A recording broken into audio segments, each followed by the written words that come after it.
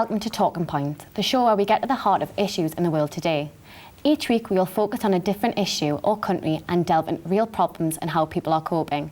This week we'll be looking at Kenya, where one of the main problems is water. It is a precious commodity for Kenyans. We want to find out the deeper problems surrounding their water supply. Someone who did just this is our first guest on the show today, Steve Speed, a lecturer at the University of Central Lancashire, who recently led a group of students to Kenya. Later on in the show, we will be joined by George Agola, who is a lecturer on international journalism and originally from Kenya. Don't forget to ask questions and discuss tonight's show by logging onto our website at www.channel4.com/talking points, by posting on our Facebook page or by sending us a tweet or on our Twitter page. Some of these may be read out later on in the show. Now here's a short film that shows the problems Kenyans face.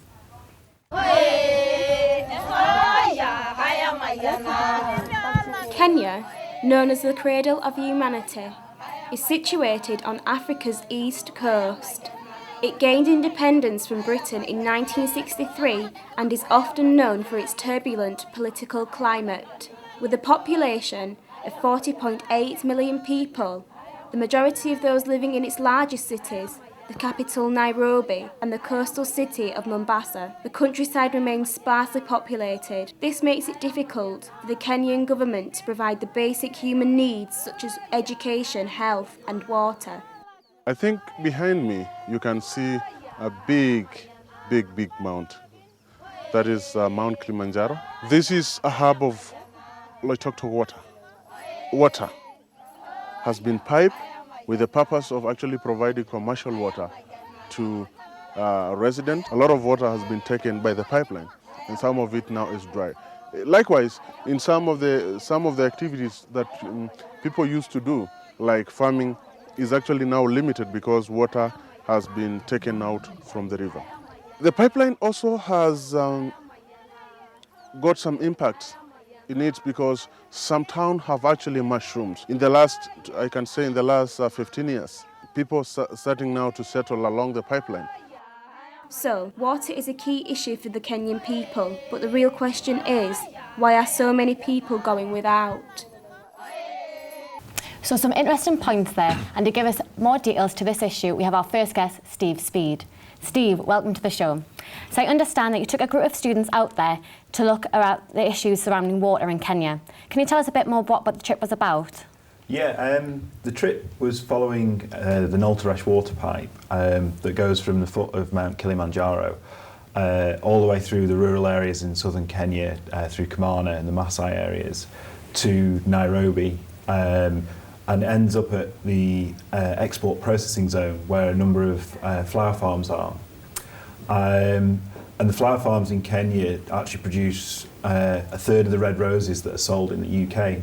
So the story follows on from there back here to England, and it's particularly sort of potent symbol being red rose for us, being from Lancashire as well. So, what did you find were the main problems with water?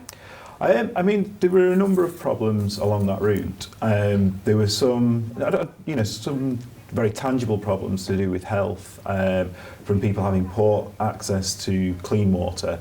And there are many, in Kenya, there are many waterborne diseases such as malaria that actually happen in areas where there is very poor access to clean water.